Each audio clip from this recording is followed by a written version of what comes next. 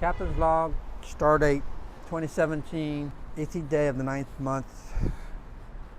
I wanted to backtrack and talk about the last days of Russia of Vladivostok. As I mentioned, we placed the right bearing in Mongolia and rode just outside of Mongolia, maybe 100 miles, 160 miles from Mongolia. I replaced the right bearing in Chingiz, then rode, I'll take that back. It was total 500 miles on that bearing from Chingiz all the way to Chobaso and then exiting Russia. And then from Russia, entrance to Russia, went all the way out to 100 miles north, 125 miles north of Vladivostok, that the left bearing went out. So the left bearing of the original bearing when I left the state finally went out after another 2,000 miles. Luckily, it went out just 2 miles from Huliak's shop, which is, we're extremely lucky because it could have gone out within those 2,000 miles out in the wilderness, out in the remote sections of the crossing of Russia. So he tried to pop it out best he could. Couldn't do that. He tried to pop it out with did have a punch, but he used a screwdriver and spent about 20 minutes trying to knock it out, pry it open. So finally I suggested if you can cut it. So he had a rotoring tool. So we finally cut the outer ring and pretty much had to destroy it, break it up into pieces. It finally came out. The inner ring was fused to the aluminum spindle, so I had some time to knock that out as well before we get the new one on. So it got me going. After about 2 hours, finally got everything polished and put in. It turns out my wheel has full bearings in it, and they're not symmetrical. The left one has a smaller diameter than the right one. There are also 2 more bearings inside the sprocket that I didn't know about. Anyhow, back to Huliak. So he fixed the bike. I wanted to pay him. He wouldn't take the money, so I had to stuff 20 bucks in his pocket to force him to take it. So he reluctantly took it. Then we talked shop a little bit. He showed us his gull wing. It was cool. Really nice fella. Really extremely nice fella. Did the job, didn't want to get paid. Just a swell guy. So 125 minutes, we get to Vladivostok and decide we're going to rest for a day. Took us Sunday night, so we get there Sunday night. We had an issue with the apartment because the place we paid for with Airbnb had said 2 bedrooms, and she took us to one that only had 1 bedroom. So we tried to negotiate a price or find us another place, and we finally, using Google Translate, found a second place. And the second place also didn't have a second bedroom. But by this time we were exhausted. We didn't want to fight anymore. But luckily the living room was big enough and had a big couch that it could more or less became the second bedroom. So we were okay with that. It was a nice area. So we stayed there for 4 days. The next day it actually rained during the morning, so we decided not to head out to South Korea just yet.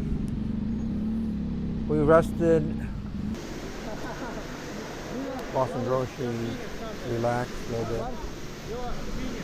So I think the following day is when we decided, so Monday we rested on Monday, and then on Tuesday we packed up and made this ride to Kasan, which is 175 miles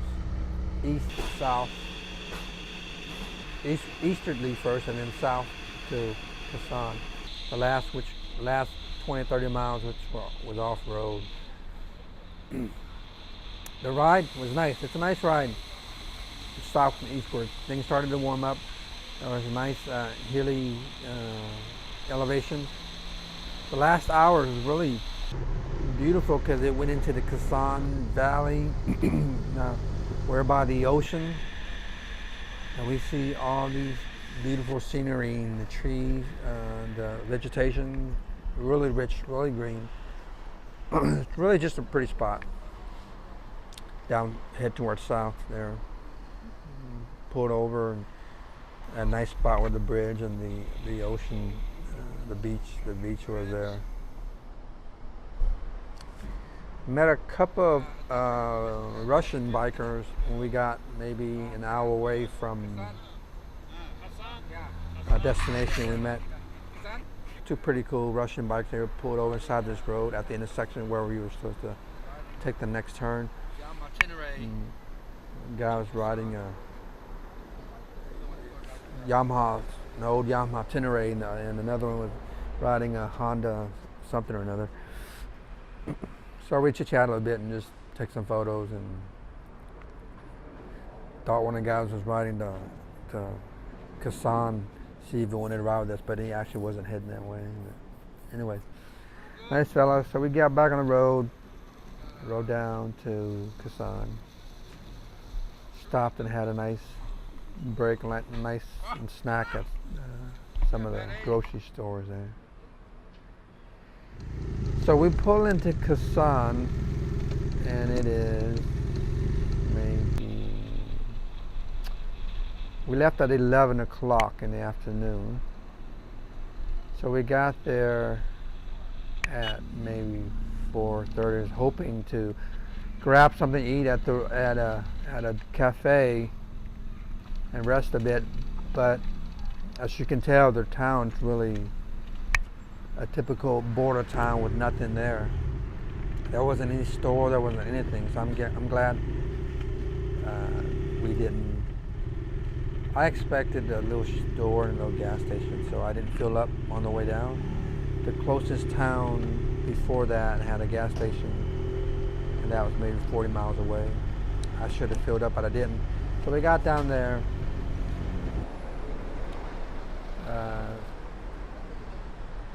Small town. It looked maybe 4 or 5 houses. Well, from what we could see, we didn't see that there was actually a school and an army base depot government building a couple miles to the right side of us, the southeast side of us. So we drive around a little bit looking for the railroad station or the bridge that crosses South Korea, crosses Russia, connected Russia and North Korea. So we get lost and we tool around a little bit, and then I start to feel that the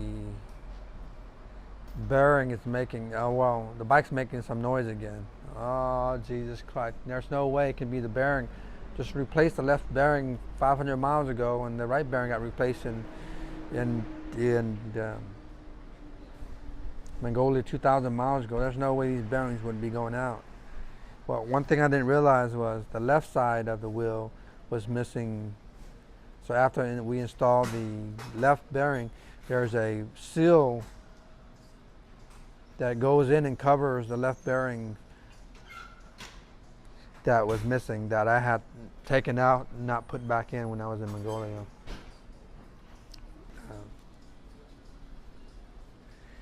And I suppose these bearings were cheap because they only cost $2 in Mongolia.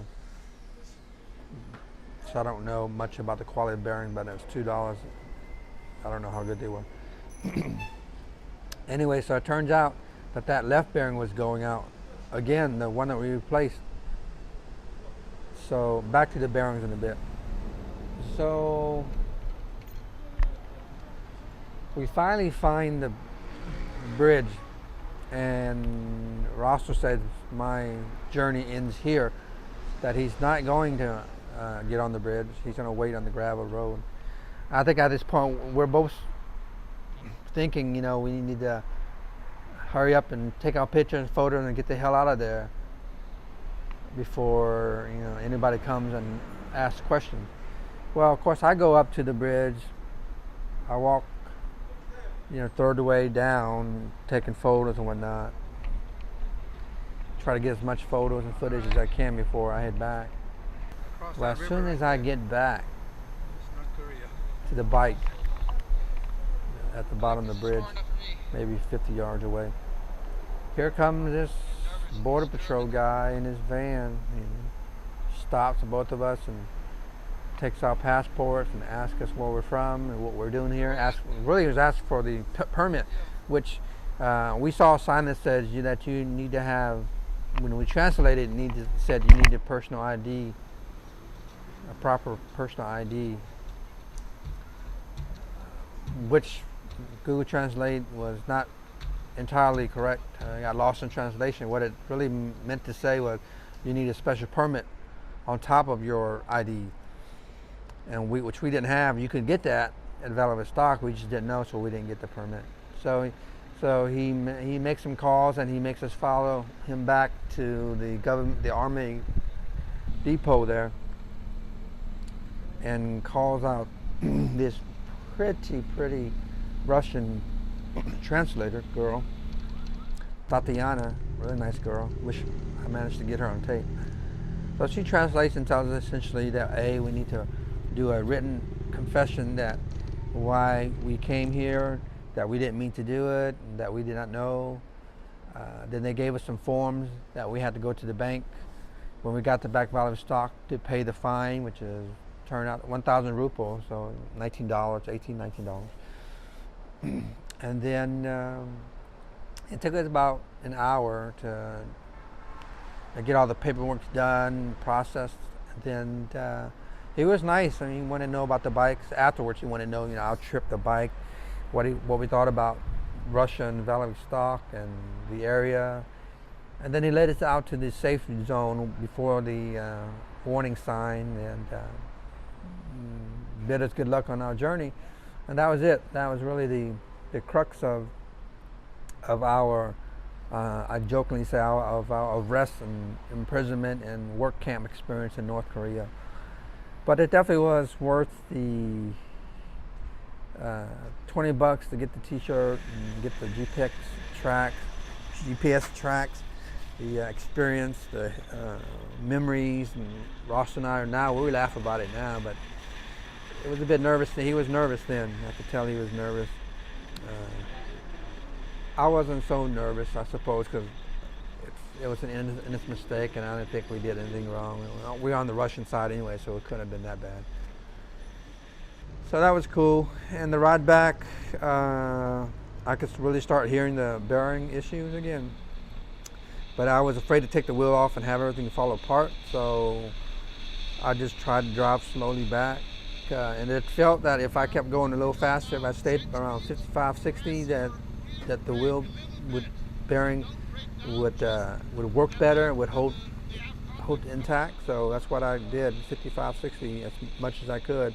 Once we finished that 30 stretch of road, finally got to the gas station. I was running low on gas. I was maybe 5 miles from being completely empty. I didn't have any fuel spare. But we got the gas station loaded up. Yeah, it got late, but we kept on riding. Stopped by around 9:30 for a cafe. When we finally got to the civilization again, had a nice meal, and then got back to the apartment around 11 o'clock. So it was a late night. I had expected to get home around 7:30, 8 o'clock, but we left late and then we got caught up with the whole border issue. So we didn't get back to 11, but luckily the wheel made it back. And right the last 5 miles of getting into the apartment, the wheel was really grinding. So the next day, found a bike shop not too far from the apartment, and Rasta was good enough to tie the wheel to the back of it, drive it out there, talk to the guys, and try to get it repaired. They bought some premium bearings but they had to get it carrier out to them. They didn't have it in stock, so it took an extra day to do that. So again, it turns out that the wheel had 4 bearings instead of 2. I didn't know that. The 3 bearings, 1 on the right side and 2 in the sprocket, had the same larger inner diameter, and then one side, the left side, had a smaller inner diameter. So he replaced all 4. It cost me. How much did it cost me? Yeah, quite a bit. 4,500 rupees. So that was like $65 or something. But when they bought the bearings, they thought the left side was the same, so they bought some extra ones. So it turns out I've got now 3 spares for the right, plus that cheap Mongolian spare on the left. So I definitely need to get some spares to continue the trip just in case it happens again. But I also bought a new seal for the left side, so hopefully we won't run into that issue for another 40,000 miles. I don't know, but I'm done with having bearing issues. I hope it's overbearing, these bearing issues. Lame. Anyhow, so we spend the next day or so relaxing in Vladivostok. I think we end up staying about 5 days there. I found a ticket to fly to South Korea I waited a little bit too long, so the price went up $50. It cost me about $200 to fly to South Korea, which is still not bad for a 2.5-hour flight. To train. So we spent an hour trying to find, so we pack up and leave. He and I check out on the same day at the hotel, and he went and found himself a hostel down in the city center. So I left at 7 in the morning. Wait, backtrack. So the day before I fly out, we go and drop the bike off to the train folks.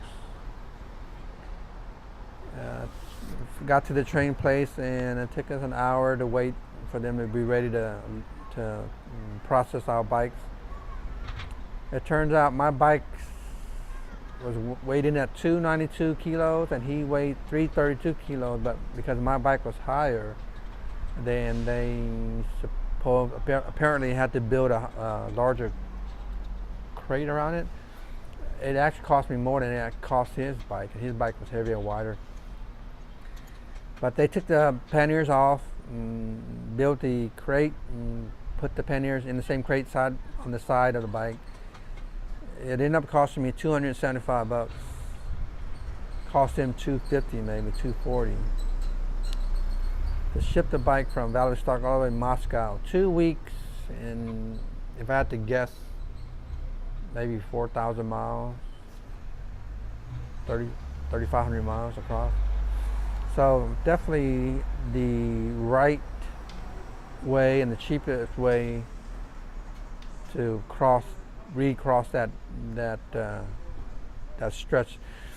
Yeah, that 3,000 mile ride from Vladivostok to Moscow would not have been a nice ride. So $275 is worth it for sure. So what's the game plan now? Again, I've decided I'm going to go home and rest for 3 weeks, and then fly back to Moscow and pick the bike up and go to Kazakhstan or Kyrgyzstan and Tajikistan, and cut through Turkey, Georgia, start heading west toward Europe again. So that's the game plan. Anyhow, so all in all, I've had a wonderful time in Russia. My favorite place was Mongolia for sure, but this is just that one time, right? There's so much more Russia to see. Megadon for sure when the weather gets nice again. I recommend anyone. Don't listen to what people say about Russians a crazy place and The roads are bad, and watch out for drunken rushers and grizzly bears. In life, there's going to be exception things that might happen that you hear a lot about. But in general, if you're careful and you are cautious and you keep a good head on your shoulder, for the most part, you're going to find that the Russian people are amazing. Once you get to know the language a little bit, understand the culture a bit, don't be offended about meeting certain people, because there's going to be rude people, there's going to be people that's going to try to cheat you out of your money and whatnot, all over the world. There's always going to be bad people, but they're also going to be amazing, caring, nice, generous, loving, friendly people all over the world. My favorite is folks out in the countryside. I seek that out. I seek small towns, the country, and remote spots out, because I find those people are the most kind, generous, down-to-earth folks around. So if you get a chance, take it, man. Take that ride to Russia. There's so much to see. If you think about it, that country takes 8,000 miles to go from west to east, so imagine everything in between, everything north and south, how much there's to see and how much there's to do. There's just, part of that is just undiscovered frontier up in northern Siberia, up toward the Megadon, all that area where, the road, there are no nice paved roads, but they're definitely nice people. So absolutely go out there. Okay, Captain out.